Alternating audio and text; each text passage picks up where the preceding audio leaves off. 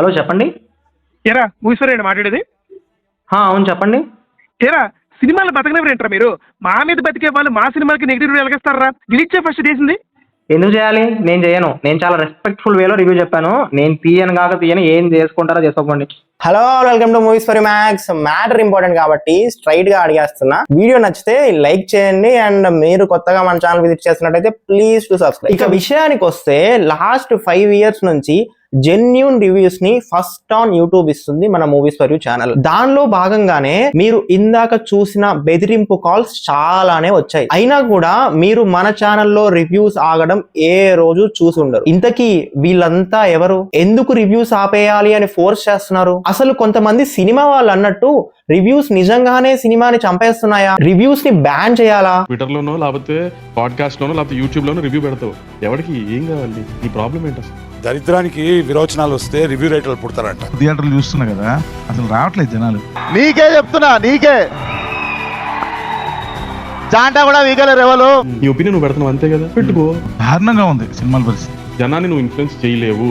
భయం వేసేస్తుంది. స్టార్స్ కే రావట్లేదు, మనకెవరు వస్తారని. మనం అందరం కలిసి we should stop these bloody parasites. ఈ వీడియోలో సినిమా వాళ్ళు రైటా ఆర్ రివ్యూ ఇచ్చే వాళ్ళు రైటా అని ఒక స్టాండ్ తీసుకొని మాట్లాడట్లేదు. గ్రౌండ్ రియాలిటీ మాట్లాడాలి అనుకుంటున్నా. ప్రాబ్లం ఎక్కడుంది అని మాట్లాడుకుందాం. అండ్ చివర్లో ఒక చిన్న వీడియో చూపిస్తా కాబట్టి వీడియో ఫుల్ గా చూసేయండి. ఇప్పుడు ఎలా కొడతాడో నేను చూస్తాను.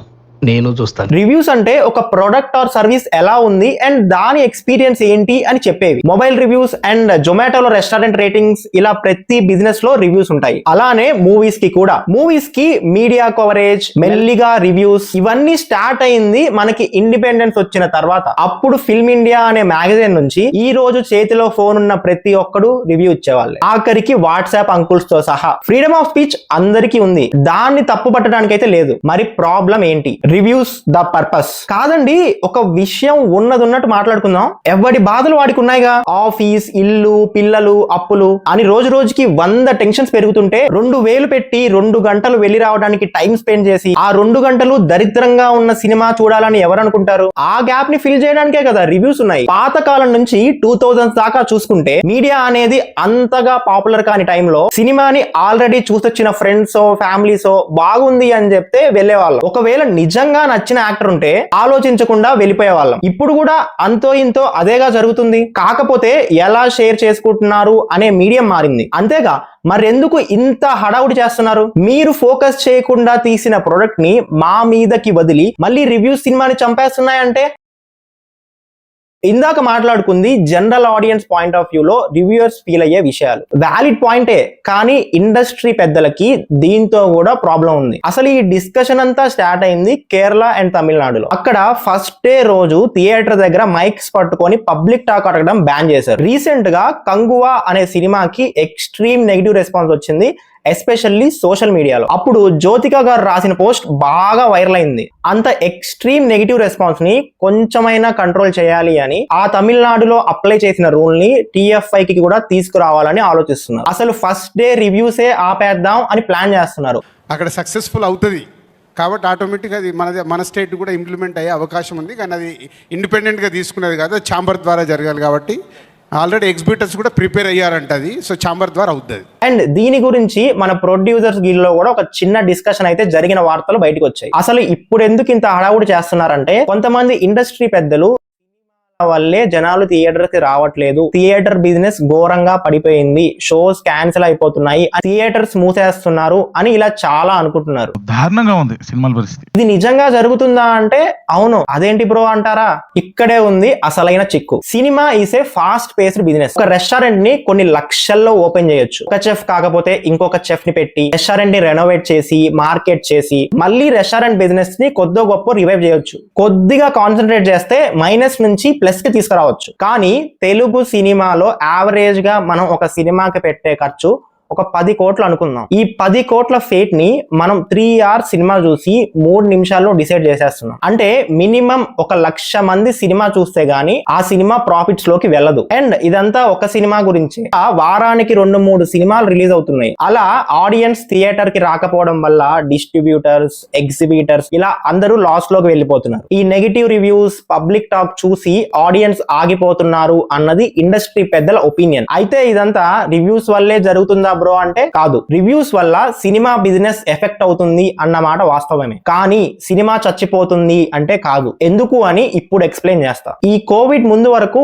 రివ్యూస్ చూసి సినిమాకి వెళ్ళాలా వద్దా అని డిసైడ్ అయ్యే వాళ్ళు చాలా తక్కువ, కానీ ఈ కోవిడ్ టైంలో ఏమైందంటే రకరకాల సినిమాలు చూసాం. ఊరు పేరు మొహం తెలియని సినిమాలు ఎలా ఉన్నాయి అని తెలుసుకోవడానికి అండ్ ఆ సీన్లు ఉన్నాయా లేవా అని తెలుసుకోవడానికి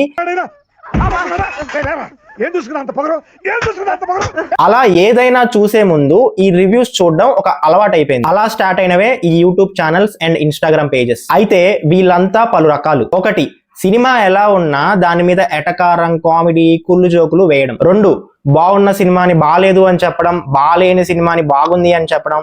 బియాస్డ్ అన్నమాట, కాస్ట్ బేస్డ్, యాక్టర్ బేస్డ్ అలా. అండ్ ముచ్చటగా 3వది, డబ్బులు తీసుకొని రివ్యూ ఇవ్వడం. అండ్ ఇవన్నీ కాకుండా మన మూవీస్ ఫర్ యూ లాగా జెన్యూన్ గా రివ్యూ ఇచ్చే వాళ్ళు కొంతమంది.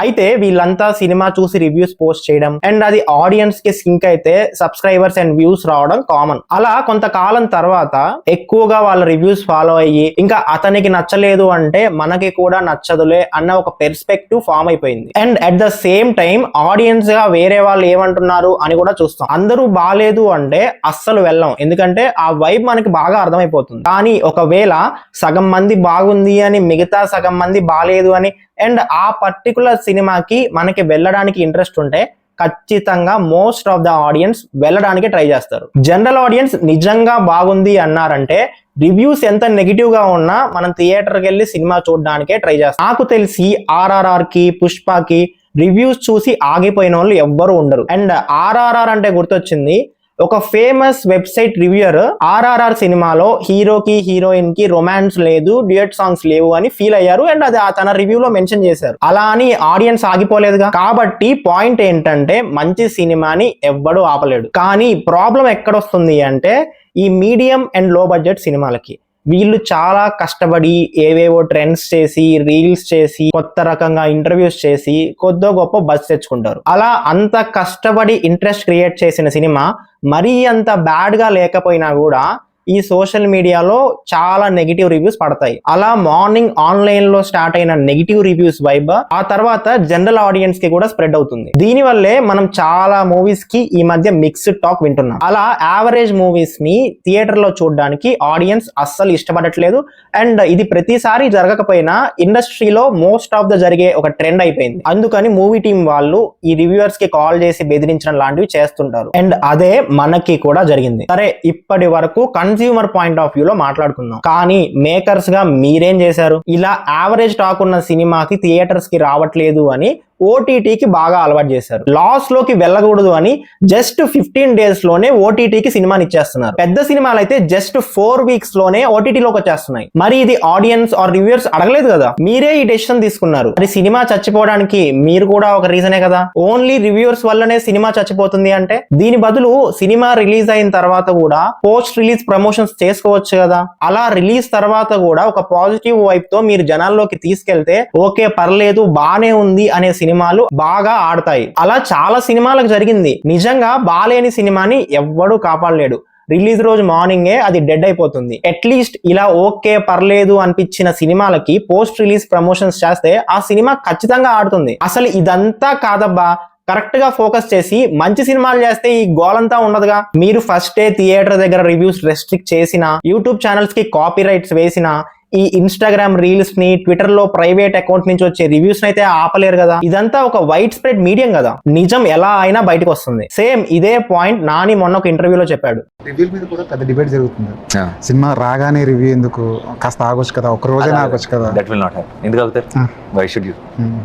ఒక రోజు ఆగచ్చు, 3 రోజులు ఆగచ్చు, విల్ నెవర్ ఎండ్. కాబట్టి ఈ రివ్యూయర్స్ ని ఆపాలి అనే పాయింట్ ని మీ మైండ్ నుంచి ఎరేజ్ చేసేయండి. బెటర్ రైటర్స్ ని హైర్ చేసుకొని ఒక మంచి సినిమా తీయండి. ఈ రివ్యూయర్స్ మీద పెట్టే కాన్సన్ట్రేషన్ ఏదో ఒక మంచి రైటర్ ఆర్ మంచి డైరెక్టర్ ని తీసుకొని ఒక మంచి సినిమా ఇవ్వడం మీద పెట్టొచ్చు కదా. ఎందుకంటే సినిమా అనేది ఒక art form and the whole purpose of the art is to experience. బాగుంది బాలేదు అని చెప్పేవాడు లేకపోతే ఎవరి కోసం చేస్తున్నట్టు? బ్యాన్ చేయడం కాదు, యాక్సెప్ట్ చేయడం అండ్ బెటర్ అవ్వడం నేర్చుకోండి. కానీ రివ్యూస్ గురించి ఒక విషయం మాత్రం మాట్లాడుకోవాలి. Reviews the final thoughts. Reviews వల్ల ఇంపాక్ట్ ఉంది అన్నమాట నిజం, కానీ ప్రాబ్లం అంతా ఒకటి బాలేదు ఆర్ బాగుంది అని చెప్పడంలో కాదు, చెప్పే విధానంలో ఉంది. కొంతమంది సినిమా ఎలా ఉంది అని షేర్ చేసుకునే ప్రాసెస్ లో వ్యూవర్స్ ని ఎంటర్టైన్ చేయాలి, వీడియో బాగా వైరల్ అయ్యి ఎక్కువ వ్యూస్ రావాలి అని సినిమాని థ్రాష్ చేయడం ఆర్ ఏ లాంగ్వేజ్ పడితే ఆ లాంగ్వేజ్ లో మాట్లాడడం చేస్తున్నారు. దీనికన్నా మేజర్ ప్రాబ్లం ఏంటంటే క్లిక్ బైట్స్ కోసం ఈ వెబ్సైట్ వాళ్ళు పిచ్చి పిచ్చి హెడ్డింగ్స్ పెడుతున్నారు. కామన్ ఆడియన్స్ అండ్ కొన్నేళ్లు ఫిల్మ్ జర్నలిజం చేసిన వాళ్ళు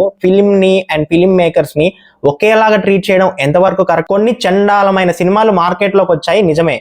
మొన్నే లైలా అని ఒక కళాఖండం వచ్చింది. అలాంటి సినిమాని ఏది కావాలంటే అది అనండి ఆర్ ఏది కావాలంటే అది రాసుకోండి. అలాంటి సినిమాలను అనడంలో తప్పులేదు. ఫ్రీడమ్ ఆఫ్ స్పీచ్ ఉండాలి, కాదు అనట్లేదు. కానీ పబ్లిక్ ఎథిక్స్ కూడా మెయింటైన్ చేయాలి కదా. ప్రతి చిన్న విషయాన్ని భూతద్దంలో పెట్టి చూసి దాన్ని మిస్టేక్ లాగా చూపించడం వల్ల నిజంగా సినిమా అంతా దరిద్రంగా ఉందేమో అన్న ఫీలింగ్ జనాలకు వచ్చేస్తుంది. ఒక తెల్ల పేపర్ లో నల్ల మచ్చ పెడితే ఆ నల్ల మచ్చే మనకు ఫస్ట్ కనిపిస్తుంది. అది మన human psychology. We get attracted to negative things easily. అందుకే జెన్యూన్ ఫిల్మ్ మేకర్స్ ఎవరైనా కూడా రివ్యూస్ ని బ్యాన్ చేయాలి, రివ్యూస్ ని ఆపేయాలి, రివ్యూయర్స్ వల్లే సినిమాలు చచ్చిపోతున్నాయి అనే స్టేట్మెంట్స్ ఇవ్వరు. థ్రాష్ చేయకుండా అండ్ బ్యాడ్ లాంగ్వేజ్ వాడకుండా ఒక సినిమాకి కన్స్ట్రక్టివ్ గా రివ్యూస్ ఇవ్వండి. అండ్ నెగిటివ్స్ ని ఎంతైతే హైలైట్ చేస్తున్నారో అలానే పాజిటివ్స్ ని కూడా హైలైట్ చేయండి అని అడుగుతున్నారు. What they are asking for is absolutely right. Simple భయ్యా.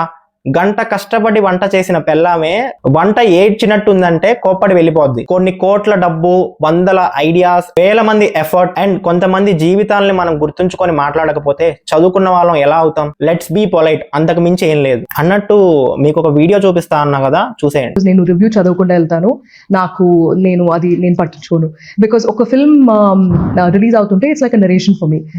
ఎవరి ఒపీనియన్స్ నాకు అవసరం లేదు, నేను డిసైడ్ చేస్తా how it is working for me అనేది. ఏదో సిచ్యువేషన్ లో ఉండి చూసి ఇచ్చిన రివ్యూ బేసిస్ చేసుకొని మనం మన ఎంటర్టైన్మెంట్ చాయిస్ ని డిసైడ్ చేసుకుంటున్నామా? దీని మీద మీ ఒపీనియన్ ఏంటి? కామెంట్స్ లో చెప్పండి. Thanks for watching. మళ్ళీ నెక్స్ట్ వీడియోలో కలుద్దాం. Until then signing off, team movies for you max.